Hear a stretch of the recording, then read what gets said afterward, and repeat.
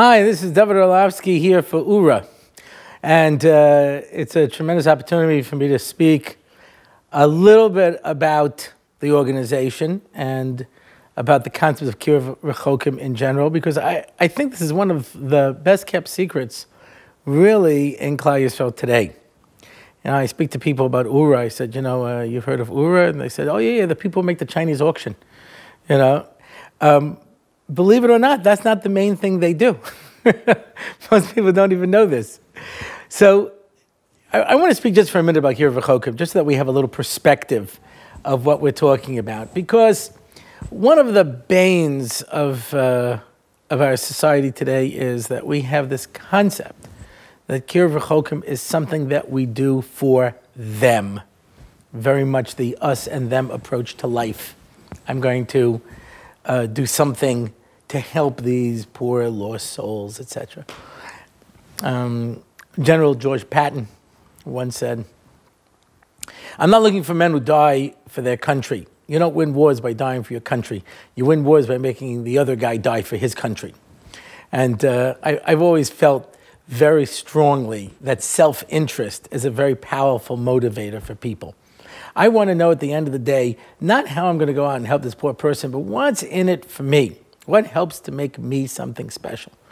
So when you think in these terms, I figure, going in with a little bit of a Purim theme, put it in the days around where we are today. There's a fascinating Shloh Kaddish that says that Yom Kippurim is a Yom Kippurim. Yom Kippur is a day like Purim, which means that on Yom Kippur, when we are dressed in white, holding our grandfather's machzor, standing in shul, fasting like a malach, we can almost reach the level of people who are stumbling around drunk on Purim. I don't know how many of you have seen a Purim lately. It really makes you wonder what this has to do with any religion whatsoever, at least a monotheistic one. And you look at what goes on in Purim, and on Purim, we say, wow, on Yom Kippur, you can almost reach this level. So there's obviously something going on beneath the scenes that we need to understand. So we know that Yom Kippur and Purim have something in common. They are both days of Kabbalah. Shavuos is, of course, the holiday of Kabbalah. Yom Kippur is when we actually got the Torah that we have today, because the one that we were supposed to get on Shavuos was broken. And then on Purim, there's another level of Kabbalah Kimu v'kiblu. We re-accepted the Torah on a higher level. So obviously, there's something going on. There's a relationship here. What happened on Purim that changed things around so dramatically? So Chaim Shmorg says the following, and it's a powerful idea for us to understand in general. The Oorah HaKadosh, learning the psukim in Shmos, points out that there are three prerequisites for Kabbalah Torah. There's three things that you need. I'm not going to deal with two of them now. I'm going to deal with one of them. And one of them, Rashi also brings down, and that is Octus. V'yachanu b'midbar, plural, and then v'yichan sham, ki'ish echad b'lev echad. We came together like one people. Says the Oorah HaKadosh, that is a prerequisite for receiving the Torah. Which means that if Octus is going to allow me to accept the Torah, then greater Octus is going to allow me to accept more Torah. So let's contrast what happened vis-a-vis the Kabbalah Torah. V'yisum refidim, we left refidim, raf yodayim, machloikes, fighting, difficulty. We were fighting and we stopped fighting. We left that. And then we became one people. We became one people through the fact that we stopped fighting. And that's definitely one powerful level of Octus. Halavai. Today we can reach a level of Octus because nobody's fighting. But that's not an interactive type of an Octus. An interactive Octus is you and I are all going to, you, I, our families, everybody all of Klai Yisrael are going to get killed tomorrow. There's nothing that brings people together like knowing we're all going to get killed tomorrow. You getting killed tomorrow? Me too. You can go first. Everybody's coming together. There's something, wow, we're in this together. Gentlemen, we shall surely hang together or we shall hang separately. There's a special Octus. Not just, I'm not fighting with you, I need you. I desperately need you. I'm depending on you. That was Purim. That's a whole different type of Octus. What happens on Yom Kippur? On Yom Kippur, we don't fight. We don't, chas v'shalom, fight on Yom Kippur. There's that beautiful minhag before Yom Kippur, where people with a contrite heart and a broken spirit go and turn to people to beg them forgiveness for any slight that I may have committed. Well, I'm not sure. Well, what are we talking about? I don't know what you're talking about. I asked you 3 times that you are Veira. It's beautiful. So beautiful. We're not fighting. Nobody would go to shul and fight unless someone took my seat. Then I can kill them. But fight? No one's going to fight on Yom Kippur. Yeah, that's nice, but that's not Purim. Purim, we take it further. Purim, there's shalach manas. What's pshat shalach manas? Shalach manas is an important concept here. I need to speak for a moment about shalach manas.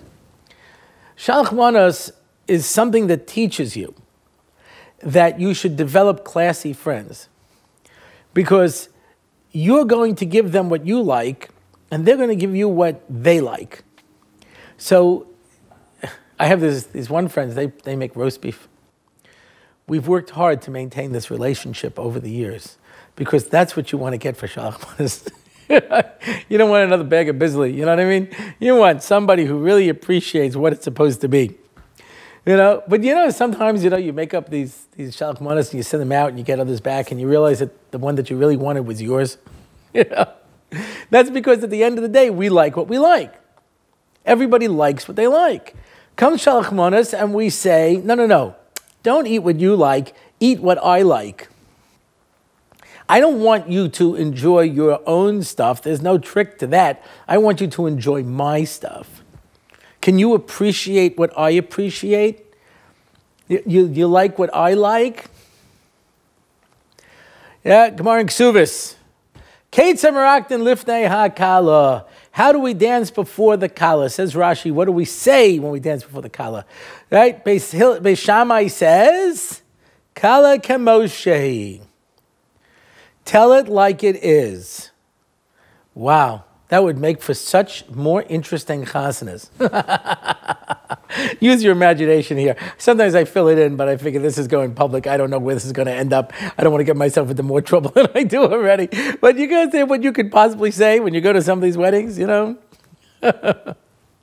Oh, what was he thinking? Obviously, this guy has been drinking. Oh, yeah. Anyway, I don't want to go into it. You can work this out for yourself. The point is, we don't pass like Beis Shammai. We pass like Beis Hillel. Beis Hillel, Omer, Kala Noeh v'chasuda. A beautiful and a gracious bride. Beis Shammai says, listen, sometimes she ain't so beautiful. She ain't so gracious. And he says, when somebody buys something nice in the shuk, what should you tell him? It's stupid, it's ugly, or it's nice? You should tell him it's nice. That's pshat kala noeh v'chasuda. You don't have to live with her, he does. He thinks she's beautiful. He thinks she's wonderful. Can you appreciate what I appreciate? I think this is delicious. Think twice before you make friends with vegetarians, by the way. But my point is, you get something and you're like, okay, give me an opportunity to understand what you like. You may not be the kind of person to put eggs in your cholent. Okay, I can respect that. You might not put, cups of sugar into everything that you eat. I can understand that too. Everybody has different things that they like. Tam v'reach, we say in Israel, it comes to taste. In madvakeach, there's nothing to fight about. Yeah, I like this, you like that. But that's not the trick. Can you like what I like? I don't want you just not to fight with me. I want you to appreciate me. I want you to appreciate what I appreciate. A sharing and a caring and interaction. When you can create an interaction, that's a different level of Octus. On Yom Kippur, we reach a certain level. But there's more Octus on Purim, so there's more Kabbalah Torah, and things are stronger. I want you to appreciate the implications of this idea. That means that if there are 100 guys in the base medrash, and 50 of them are learning, and 50 of them are not learning, you'll get a certain amount of Torah. But if all 100 guys are learning, you're going to get a higher level of Torah, because more of them are working at it. So the Kabbalah Torah that we as an Am experience is greater. I'm not talking about what you do for the next guy. I'm talking about what you do for yourself. In the brachas and the klos and Pasha B'chu Kosai, when it's going through the brachas, so the pasuk says, "V'radva mikem chamisha meya, umer mikem ravavu yudafu, v'navlu aveichem lefneichem l'charev." 5 of you will chase 100, and 100 of you will chase 10,000. So Rashi works this out. If 5 of you are chasing 100, that means each one is chasing 20 of the enemy. Each person has the power to chase 20 of the enemy. If 100 chase 10,000, then each one is chasing 100 of the enemies. Which means to say that either I'm chasing 100 or I'm chasing 20, dramatically different. Says Rashi, because when you have 5 chasing 100, you have a small group of Klal Yisrael. When 100 is chasing 10,000, says Rashi, you can't compare to when a majority of Klal Yisrael is keeping the Torah to when a minority. That means that I have 20% of my capacity compared to 100%. I wondered why Rashi uses these numbers. I mean, obviously the pasuk is using these numbers. If 100 is chasing 10,000 means that each person is chasing 100, I would say chasing 100 is 100% capacity. If 5, at a minimum, are chasing 100, each one's chasing 20. What does that mean? 100 drops down to 20. Why doesn't it drop down to 10 or to 5 or to 1? There's a minimum amount of Klal Yisrael that will always remain. 20%. Right? Chamushim olu b'nei Yisrael me'eretz Mitzrayim. We came out, says Rashi, 1/5. Says the Gemara, and so it'll be Mos Mashiach. 20% is the minimum amount. We're not going to fall less than that. But you could be 30%. You could be 50%. You, as an individual, in your power, can be greater if more of Klal Yisrael is doing what they're doing. Don't do it for them. Do it for us. The question is, how great can you be? Don't tell me how great, I can help somebody else. You poor lost soul. Let me teach you how to do a mitzvah because I feel so bad for you. The Yerushalmi says that Klal Yisrael is one organism. If your right hand is cutting a piece of meat and cuts your left hand doesn't grab the knife and cut your right hand back. Because we sense that we are one organism, or as we say in Hebrew, organism. Slowly I'm learning Hebrew. I've been living in Eretz Yisrael for 23 years. I'm getting there. It's basically just becoming English with a bad accent. I said this to an Israeli. I said, what's the point? Why do you even bother with the language anymore? Just make it English. There's no hope. He says, ani optimisti.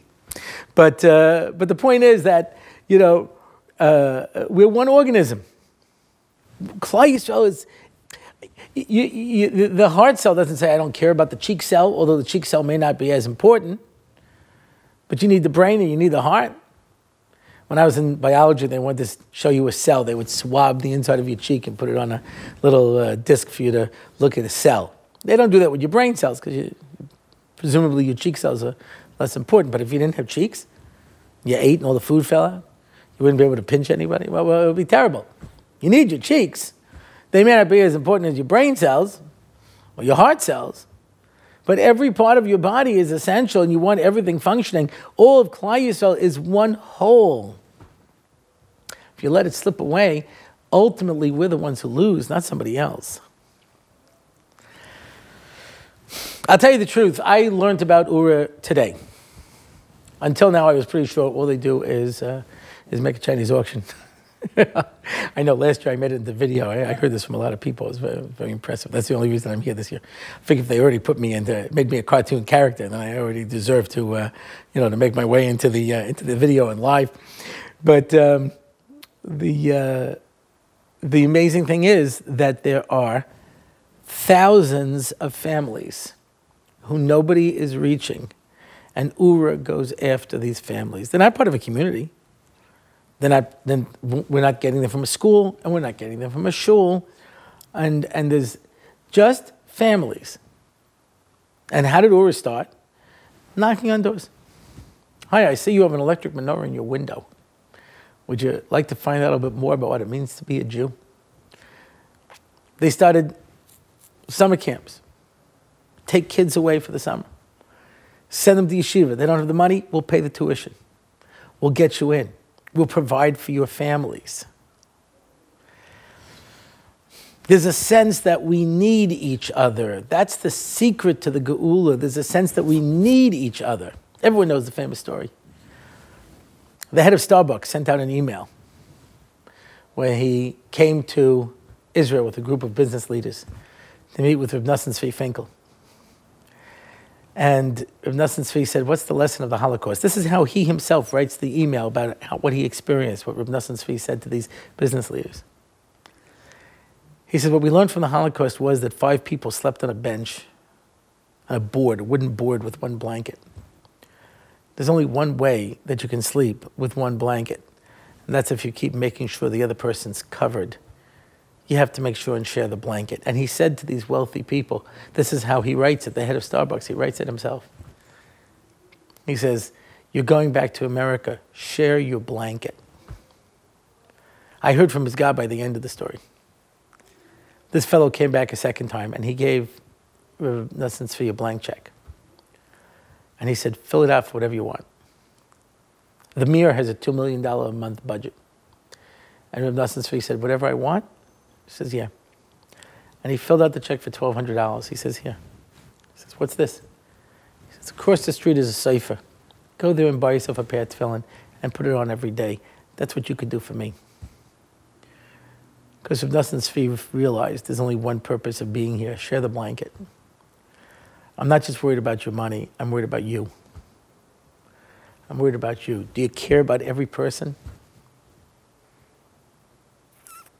You know, it's easy to care about the people who are easy to care for. What do you do about the people who are not so easy to care for? You ever meet those kids who, they just know how to rub people the wrong way? I was a kid. He had trouble with his interpersonal relationship skills. He had to keep changing schools because kids were picking on him. And he comes to an Oorah camp, and people cared about him. And like I say, this is not one of those easy kids. You know, this is one of those kids who got bullied because, he knew how to rub people the wrong way. And he changed his whole life because somebody cared. There was a girl said, I spent a summer in Oorah. I don't want to tell you what I learned Jewishly. I'll tell you what I learned. I'll tell you what I learned that Torah was able to give across. I never saw so many people smile. I saw people smile. And she went back and she started a campaign, Give a Smile, to raise money for people with cleft palates to help kids have an operation. I don't know how much that is, but she raised enough money, this kid, to be able to help 2 kids have these operations. Help them get back their smile. We live in a very sad world. The world's a sad place. When you can make somebody smile, when you can bring people to the point where they say, wow, isn't being Jewish something wonderful?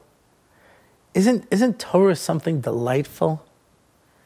Isn't it something that should make us smile from ear to ear, to fill us with happiness and simcha and Octus, and the closer we come together because we're sharing that blanket, because we care about each other, then the more Torah we'll get, and the greater we'll be as individuals, and the more Yiras Shamayim, and the more that Klal Yisrael grows. Did you ever have to sleep where you had to share a blanket with someone? You know, most of the time it's a tug of war. Each one's trying to get it until someone gets it underneath them and then rolls. You know what I mean? And that's it, forget about it. And if all I can care about is you getting your part of the blanket. Say the Chazal, the door of Rabbi Yehuda Bar Ilai was so poor that they could have brought Mashiach, even though they were so poor. How poor were they? 5 people slept with 1 blanket. That's the secret. We all have something to share. A kind word, a smile, a shalom aleichem, an invitation for a Shabbos meal. And if we don't have that opportunity, then we have the opportunity of supporting people who are doing it. Someone who is willing to go and knock on their doors and say, I want you to send your kid to yeshiva. Don't worry, we'll pay the tuition. We'll help you out. Maybe we're in a position to help the people who are helping the people. Because at the end of the day, there's no question that the life that we save is our own. There's no question that we as Klal Yisrael are in a very difficult situation, and one that we cannot afford to let continue the way it is. And if every one of us can care a little bit more and share that smile and share our blanket and share what we have, then Amir Hashem, Klal Yisrael can once again be able to celebrate, to be able to laugh. Says the Gemara, since the Churban, we don't laugh, we don't cry. There's just nothing. Imagine if we could open up the well springs of laughter and happiness and love and make Klal Yisrael the Klal Yisrael that it's supposed to be. Thank you very much.